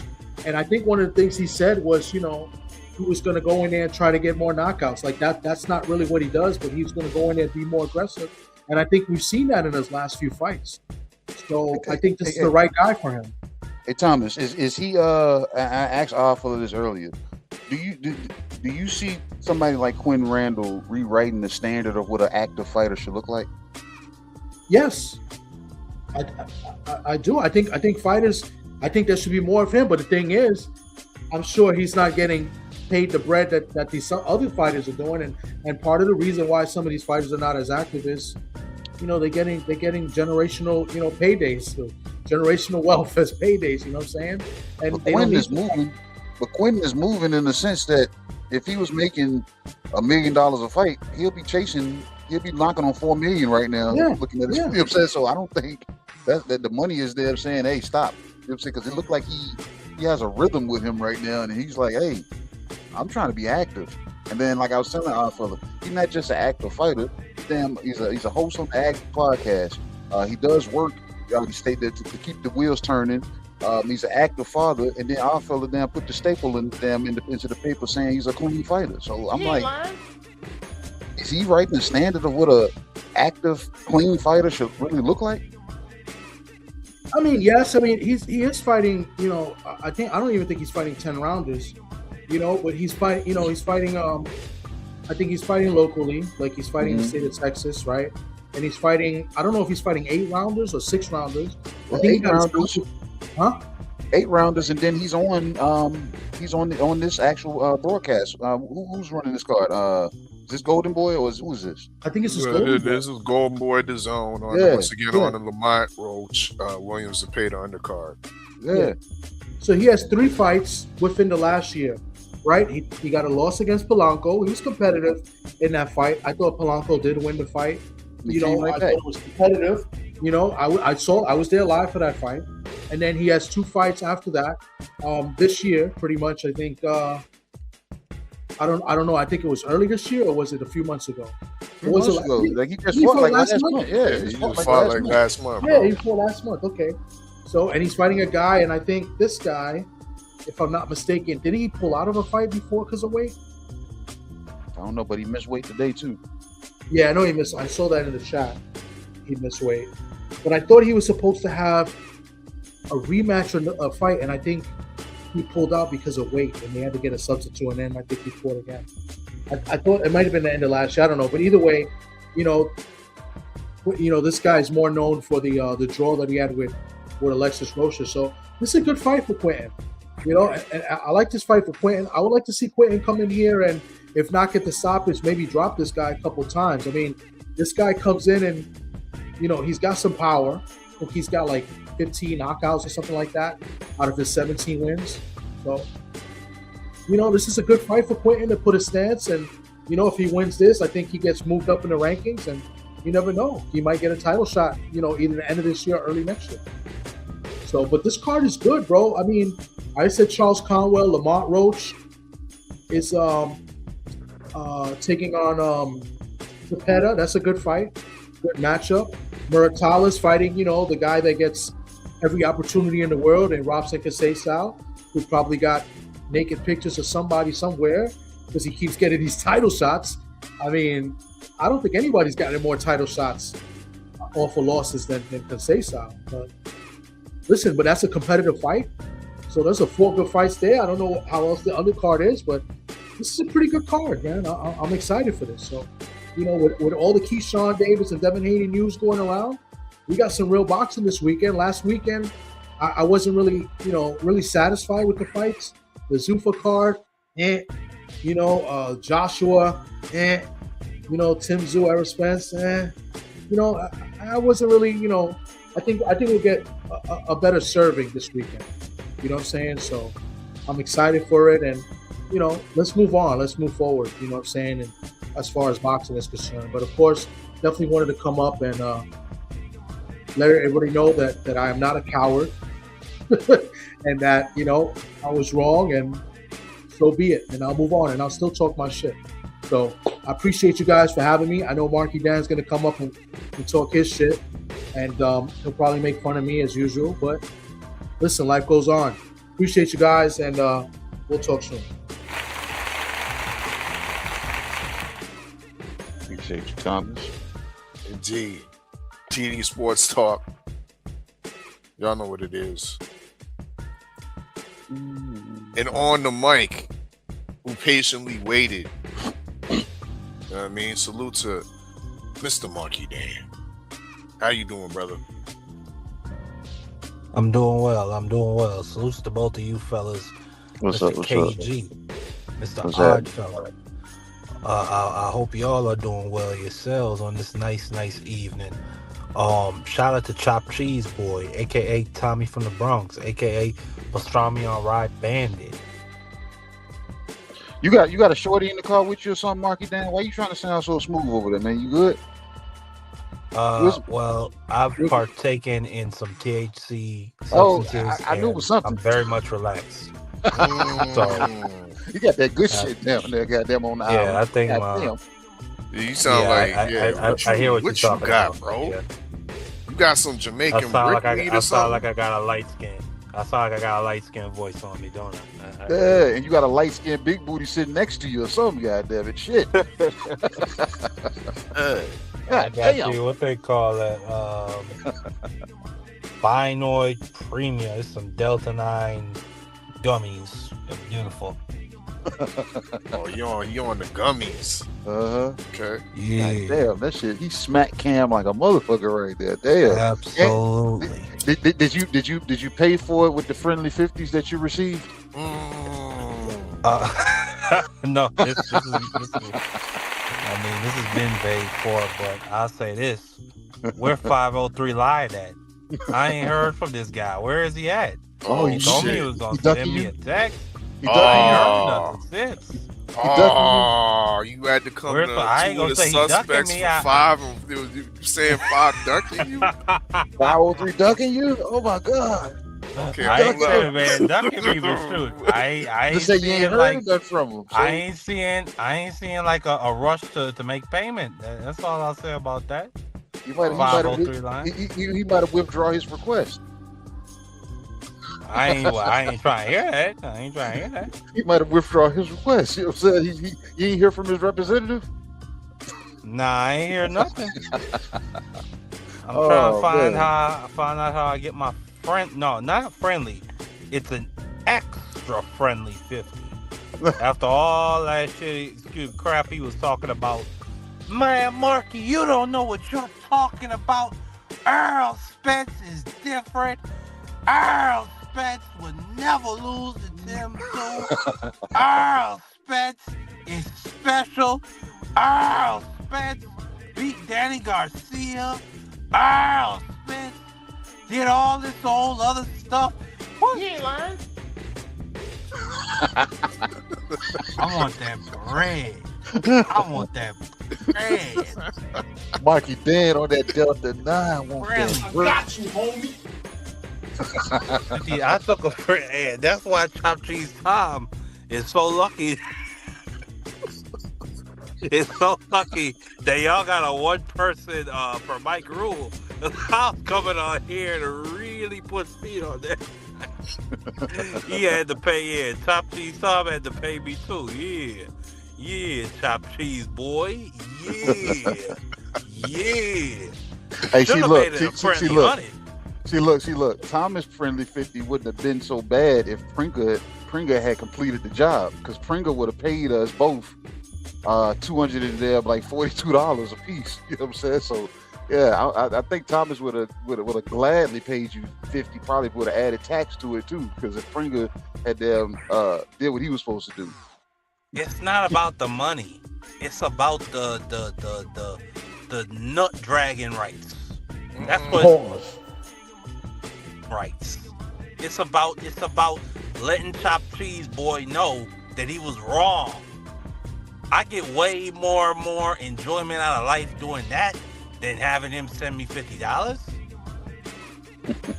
every day and twice on Sunday. And he was wrong. And 503 line was wrong. So I need my friendly 50s. I've already collected 2 of them so far. I still got another 3 to collect. So yeah, I've been making a pretty penny off of the demise of Earl Spence. Man, this man got lunch money all week now, man. God damn, y'all just helped him out. He ain't got to go grocery shop. Demise of Earl Spence. Marky Dan, you must have toned. Shame. Shame. Shame. I don't do that. I don't think I should. Earl Spence went in there against Tim Zoo and got his black ass torn out the frame. It was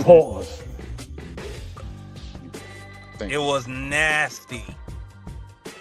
It was disgusting to watch the way how Earl Spence was getting pumped. But I'll say this, just to be serious. Earl Spence, I think he just ran out of gas at a certain point, because like the first 3 or 4 rounds, he was doing some really good work. He was even throwing shots later on in the fight. But like it just felt like he couldn't put together no consistent work. And then it just felt like the stuff he was hitting with wasn't the same as the right hand that Tim Zoo was coming at him with. We do not care. Well, I ain't asked you. Bro. I ain't asked you.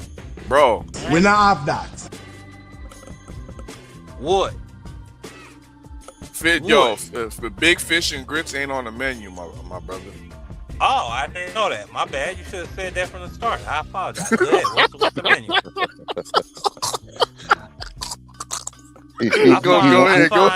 He won't hear for the menu. Yeah. So talking about the demise and the peril and the death of Earl Spence is we not have that. That's crazy. Bro, you missed the last show then. Yeah, you missed the last show then. Because we've been serving up big fish for the last 2 lounges, bro. Was the last show before the fight? You still want to eat big fish? The last show was after the fight, because we talked about it. Oh, okay. Then I missed that. I missed that lounge. My bad. He had them friendly 50s in hand and the Delta 9 in the system. That's what it is. He came here looking for 503. That's what it is. Yeah, that's what it was. That's why we gave you a half a cook. You know what I mean? We gave you a half a cook before we had to tell you, yo, we don't have that. But what's on the menu then? Okay. You don't want to order no Keyshawn nuggets? Oh yeah, that punk. Yeah, let's do that. That guy, I've never seen a duo or a group like the Brother Boys. Keyshawn Davis, Shakur Stevenson. I mean, I really don't get it. No nuts. Pause. I mean, the nutlessness on display. Pause. It's disgusting to watch. First, you have at 135. You remember when Shakur moved up to 135, and then he hopped in the ring and tried to clout chase off Devin Haney. Then he had the Devin Haney's party and sent some bottles and a cake over that said sign the contract. Then Devin Haney put 25 on that hoe, which was Shakur Stevenson's biggest payday to date. And then Shakur turned it down. And then Shakur come out with some BS excuse. Oh, I don't think they really want the fight. I think, we're going to fight at 147. I get it. He been there. Shut your whole ass up.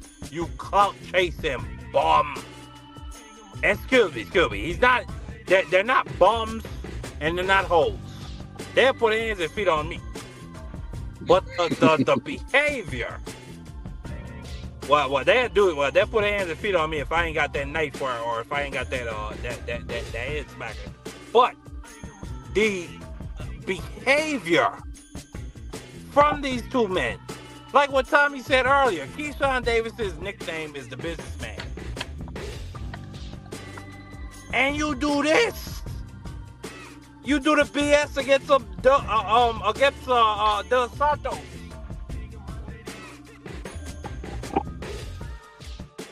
Keyshawn Davis should be ashamed of himself. All the big talk about, I want to be like Hagler. Oh yeah, they're gonna talk about me like they talk about the legends. None of these dudes is on my level. I talked about with a Floyd. Shut your whole ass up, boy. You a punk. You a punk while we talking about these Floyd Mayweathers. These Sugar Ray Leonards. I don't understand the nutlessness. Pause. I don't understand the clout chasery. I like that clout chasery. Let's go. Get it. Chasery. Do you want the fight or do you not want the fight, boy? No? Then leave Devin Haney alone. They probably gonna have you fight Brian Norman, his leftovers anyway. Same thing with that punk. We got videos of Shakur dropping to his knees next to Edgar Berlanga, singing Chris Brown song, talking about he's about to dive in. Pause. In a room that had nothing but men, no women for miles, and then he go and pull a punk move like this. Shame.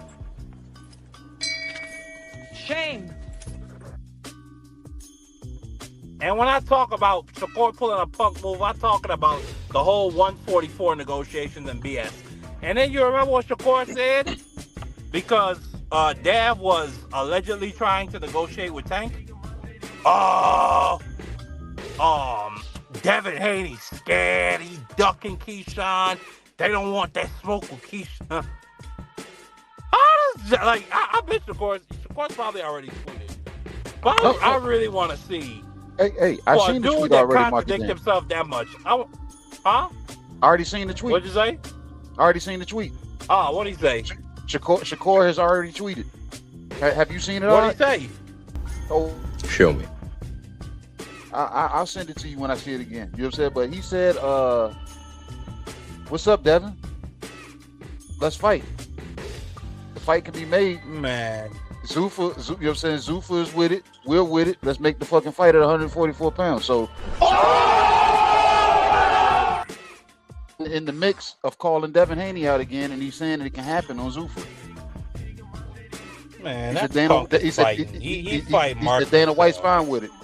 He said Dana White is cool with it. What is it? Tell Dana White put the bread on the table, and I think Devin Haney will fight. Do it. But the problem is you. I don't have no doubt about Dana White making a fight. I don't. My problem is you, boy. You and your little punky ways, bro. That's my problem. That's my problem. That's your problem. What else you want to eat, bro? What else you want to eat? You know what else is on the menu? You definitely cook nicely on that. We also got that some chicken was a bit cold. It was a bit rubbery. It was sitting in my stomach like a rock. We'll take that back to the kitchen for you. So he talking shit about the 6-star chef? Oh my god. Yeah. No, I'm gonna head back there and kick that chef's ass. He keeps fucking up like KG, the customers, they have the rights to criticize. You heard what he just said? He said he'll come back. We got the right to put hands and feet on the chef. Anybody in that goddamn kitchen. You see that? We got the right to put our hand. Don't do that here. You see that? We got the right to put our hand in the cash register if we don't like the food. Do me a favor, please. Get out of here. Get out of here, man. I'm saying. No. You can stay. You want some jollof rice, bro? On the house? You know, dig? Jollof Joshua. What'd you think about old AJ in his performance against Pringles? Pringles. I think that AJ. I mean, listen, literally, when he got dropped in the first round, I just walked away from my TV and went to do something.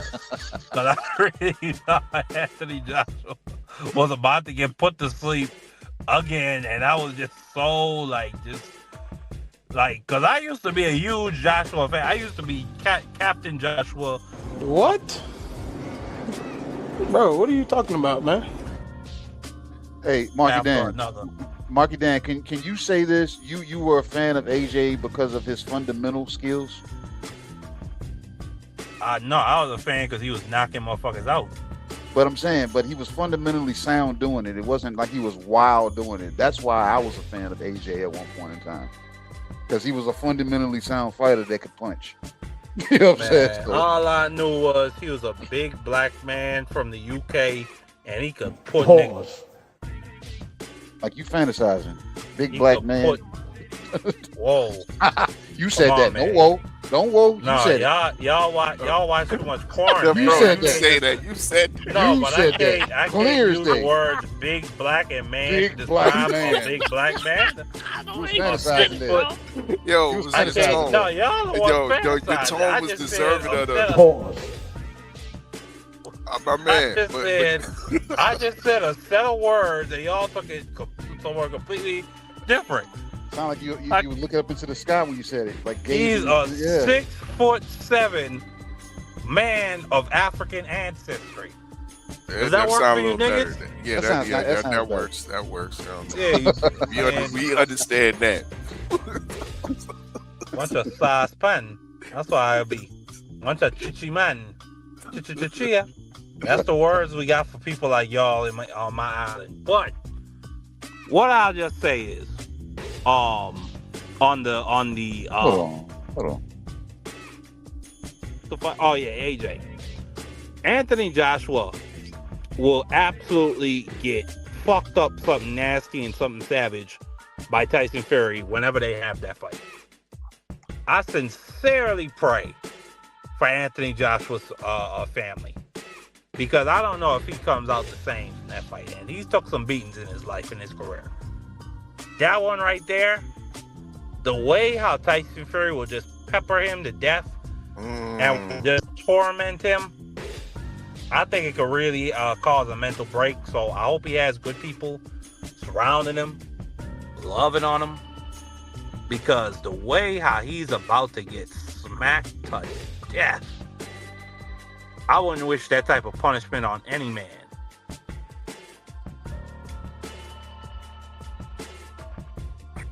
What else is on the menu?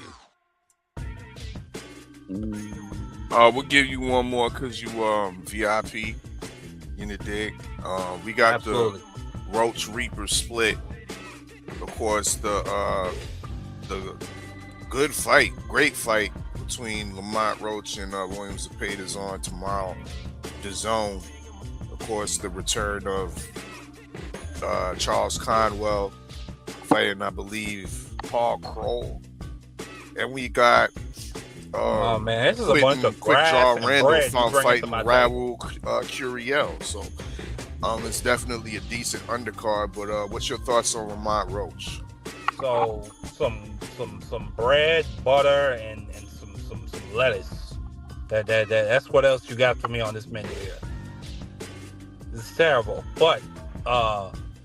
I'm gonna be honest. I'm gonna be honest. It's a good fight. Lamont Roach, William Zepeda, interesting fight. I'm kind of favoring William Zepeda because Lamont Roach is so flat-footed. And William Zepeda is somebody that just pressures, and works and outworks. So I'm kind of wondering how is Lamont Roach going to be able to deal with that pressure through 12 rounds? I see Lamont Roach pulling out some early rounds, but then later and later as the fight goes on, more and more, I just see him, getting more and more tired, and then eventually, I wouldn't be shocked if William Zepeda broke him down and stopped him. But I think it will be definitely a fan-friendly fight for while it lasts. And then I don't know none of them other boys y'all are talking about. I think I know the Quentin Randall guy, but I mean, he just never does nothing. The last significant thing I remember him doing was Brian Norman, and years ago. Yeah, that's about it. You know, Raymond Martelia is fighting Robson Conceição. Oh yeah. I heard about that. Hoping can say something, by the way. It's a good fight. Good matchup. I see Martelia doing what he's supposed to do as a young, hungry champion. But Hoping could say whatever you want, man. He's a dangerous fighter on any given night. He could go in there and upset the apple cart. He did it. We saw with Oscar Valdez. They robbed him, unfortunately. He did it against O'Shaquie Foster. No, a lot of people didn't disagree with that decision. Hey, in my opinion, them last 4 or 5 rounds, neither of those guys were really doing anything. So it is what it is. I don't think Robson Conceição is as dangerous as his manager is. Manager's dangerous because he keeps getting this motherfucker put into fights. How does he keep getting title fights? So Robson ain't he's only as dangerous as his damn manager is. well, that could be the case. Yeah, I would agree. I heard what Chop Cheese Tom said earlier about having the right pictures on the right person. It wouldn't shock me at all. I'll just say that right there.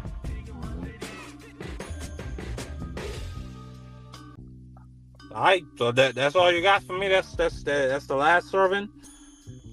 Yeah, that's what you got. You know what I mean? Damn, boxing kind of bare bones, though.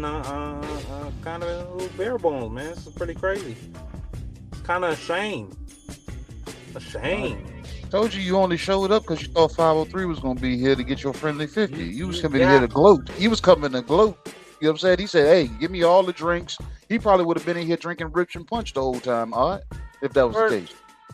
Till 503 line, I said, he's a decent brother. Just pay me my friendly 50. Matter of fact, you know what? Fuck that. Till 503 line, I said, I want all 50 of my extra friendly dollars in pennies. I want it all in little 1 cent. You want them sleeved or no? Or you want them loose? I want him. No, I want him. I want him. In them little what you call them shits that look like socks. They put them shits in. The little that's the sleeves you're talking about. Yeah, put them all in them little sleeves. Then I want it mailed down to the United States Virgin Islands. Tell 503 Lion I said that specifically. That's how I want my bread. My extra friendly 50. But anyways, brothers, y'all continue to have a great show as y'all always do. Y'all continue to speak the good word on the good boxing. Y'all continue to speak out against dishonorable niggas, and backstabbers and not good people and people that don't pay bets and don't pay extra friendly bets. Y'all continue to be smooth, okay?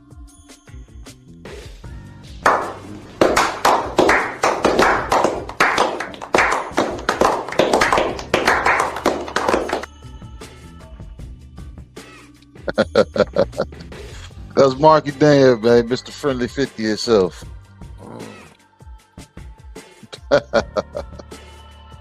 Put out an APB on 503.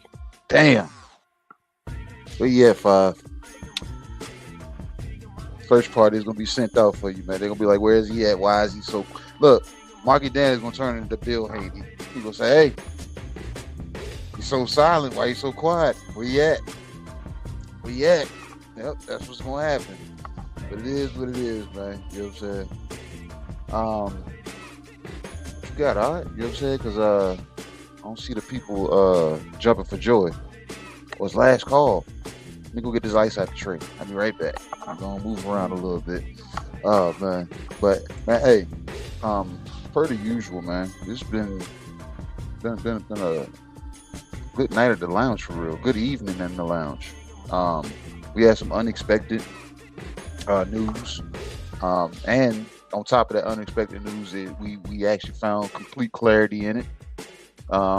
We was able to damn cover it, and it's heartbreaking because everybody wants us. You know what I'm saying? We want to see the good fights. He ain't lying. And this was not even arguably. You know what I'm saying? Without a doubt, undeniably a good fight. Mm-hmm. So,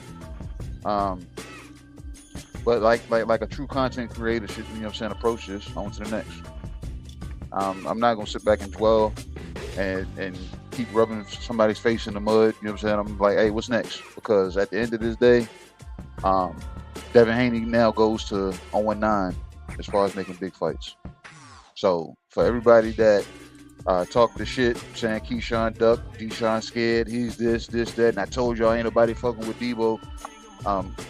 This is a con for damn Debo because Debo, now we sit back and wait to see who he's fighting now. He's even longer out of the ring now. So he may not get an October 3rd date. He might get an October 22nd date. He might get a November damn 27th date. He might get a December 24th date. You know what I'm saying? So it's now we sit back and we go back to where we were originally. When the fuck is Devin Haney getting in the ring? And that's what I don't like either, because the proclaimed face of boxing has been completely inactive for 2026. So where do we go from there? You know what I'm saying? Top Rank is gonna have whatever else they have planned for Keyshawn. So, but what do we have planned next for DHP? Do we wait for the next WBO's mandatory, or do we go back to looking at this list of fighters, of bad motherfuckers that Bill Haney has on there, and see who's available? Oh, I don't know. But I'm Who here should for be it. next? I don't think nobody else is on the list. Well, take away what you said about that Dana White being interested in making Shakur versus Dev. Outside of that, who should be next? It's guys like Rohan Polanco that seems like nobody really wants to fight. There's Jack Catterall, who has a Reggie belt, right? So there is available contenders. There's Brian Norman Jr. That lines up correctly, and I think he's deserving of a rematch. Yeah, he's been more active than Dev. Yeah. So indeed. That would be actually a nice consolation prize to have Dev and Brian Norman Jr. in the State Farm Arena. Yeah. Or do we get stuck with a Devin Haney? If it stays with WBO, do we get stuck with a Devin Haney versus Arnold Barbosa fight? Yeah. See what I'm saying? That's nasty work, but and that's not a $12 million fight. That's the fight they should have took when Ryan Garcia was bullshit, juiced up and came in out of weight. But I don't want to see it now, to be honest. And then we got our boy Delonte Tiger Johnson, ranked number 10. Yeah, you know what? He qualifies, in my opinion. You know what I mean? Fuck all this. Does he deserve the fight? No. Does he qualify for the fight? Yes, he does. He qualifies for this beatdown cage. Let him get that work. So should he jump for that fight or go with the smoke that he's trying to get developed with him and Brian Norman? Because Tiger Johnson recently, you know what I'm saying, has called Brian Norman to the stage and said, "Let's dance, bro." And Brian Norman said, "You know what it is, let's get to it." So, I don't know, man. I think the 47-pound division is a lot more active than what people want to, you know what I'm saying, really say, because it's the names that they don't watch. That tells me they just skim through boxing. They don't really watch it. Because pretty much everybody we just named, you know what I'm saying, these guys, you know what I'm saying, I want to say former dance partners right now, especially and at this juncture right now. 9 months of inactivity. These guys are ranked. You're not gonna get the big money, but it is what it is. Unless, you know what I'm saying, the zone is exclusively paying you a you know what I'm saying, a flat rate. So, but like I said, I ain't heard no details, no deets, no nothing on that, so I don't know. I want to play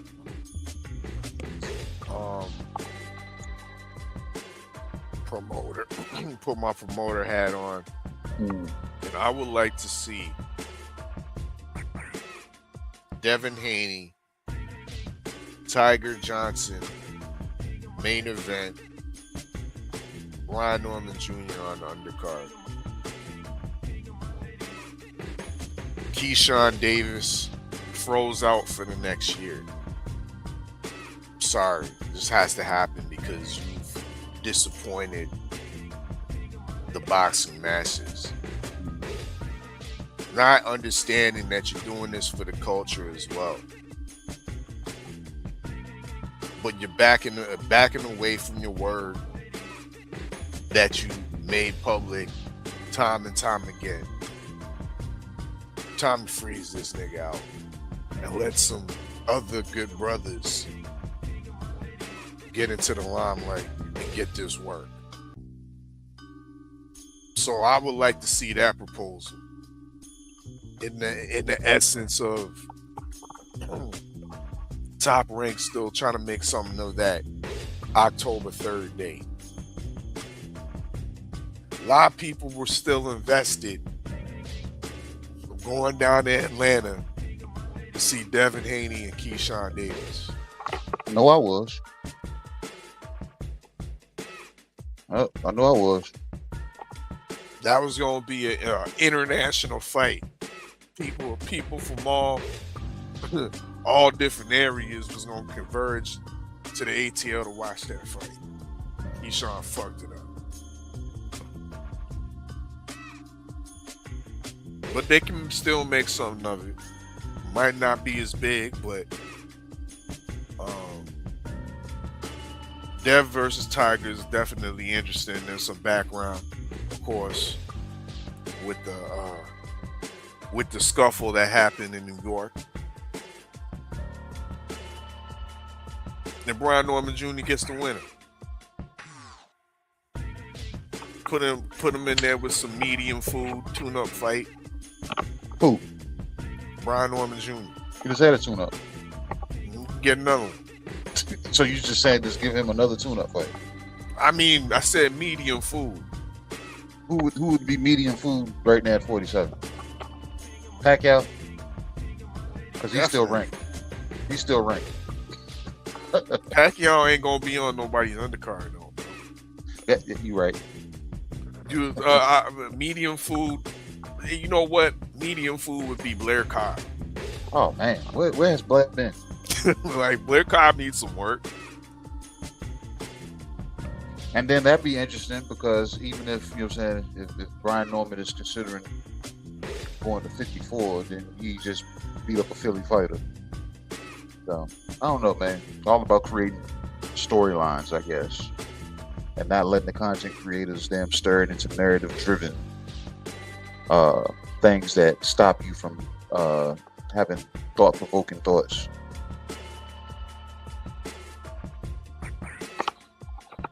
What? Stanione is still around. Where the fuck has he been at? When was the last time he fought? Probably 4 or 5 months back in Lithuania. Queen said Blair Cobb would be tricky. It'd be tricky for B? I don't think so. Nah.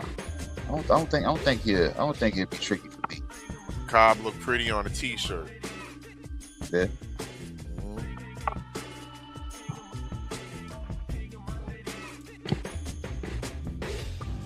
But I think that's it. I think it's time to close up the shop. Get these floors swept up. Hell yeah, goddamn. Shorty outside waiting to call me right now, man. I gotta damn get to the car and damn get to the extracurriculars.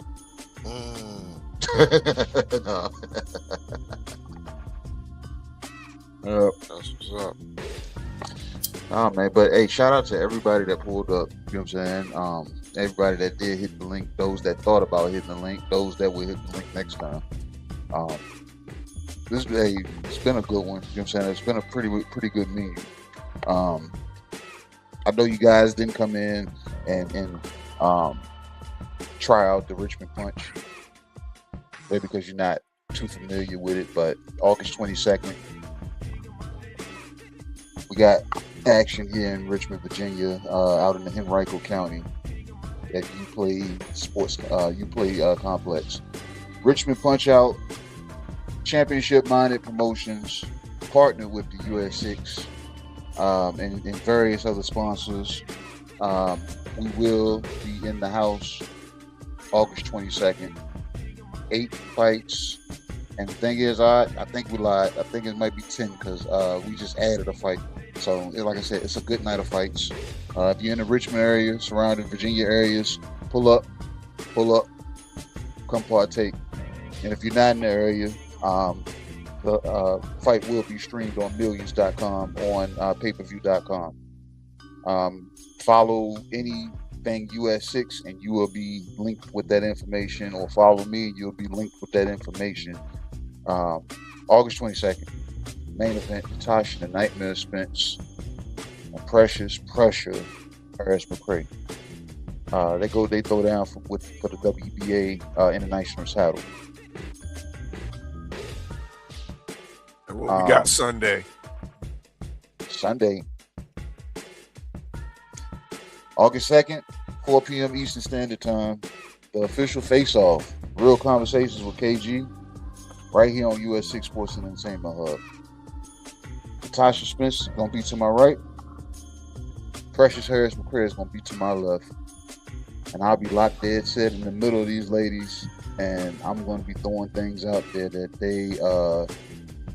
it might ruffle each other's feathers a little bit more than the beef that they are ensuing inside their damn stories right now. These ladies are currently going back and forth a bit. One is saying she ain't one to be played with, and the other is philosophically breaking it down, what it looks like when somebody is stalking you. So I'm here for it, and I hope the ladies are here. Because you're being hunted, Precious. You're being hunted. You're being hunted. The pressure is being applied to you. So I hope these ladies are prepared for the series of questions and series of hot takes that I'm gonna have for them on Sunday, because I'm gonna be applying pressure. I'm definitely gonna be applying pressure to them, and it's gonna be interesting. This is gonna be my first conference call. I'll further call it a three-way call, but yeah, my first conference call where I will have the two people that are fighting each other under the same damn umbrella. So y'all tap in Sunday, August 2nd, 4 p.m. Eastern Standard Time, right here, US6 Sports and Entertainment Hub. Real conversations with KG, the Face Off. That's what's up. Hell yeah. Give them your last, all right, so we can go ahead and wrap it up. Y'all know what it is. Make sure y'all tap in the shop, usualsuspect6.com. Of course, new drip gets dropped on a weekly basis. Of course, we got the gold standard collection popping right now. You see, we got what we call the 6-button shirts. They ain't baseball jerseys, they 6 buttons. You know what I mean? We got the gold standard ringer shirt, you know what I mean, keeping it retro and whatnot. And of course the snapback hats to match. So y'all know what it is. Go tap in the shop usualsuspect6.com, because y'all fit the description. You saw those pics I sent you? Indeed. Hell yeah, man. And like I said, I got 2 more in the tuck, man, that I'm wearing the damn to wear, man. But everybody that's been pulled up, man, that's still here, we appreciate you, man. We're about to close down, turn these lights down. We're about to peel up out of here, man. This has been the US6 Sports and Entertainment Hub open mic. The lounge is officially closed. usualsuspect6.com.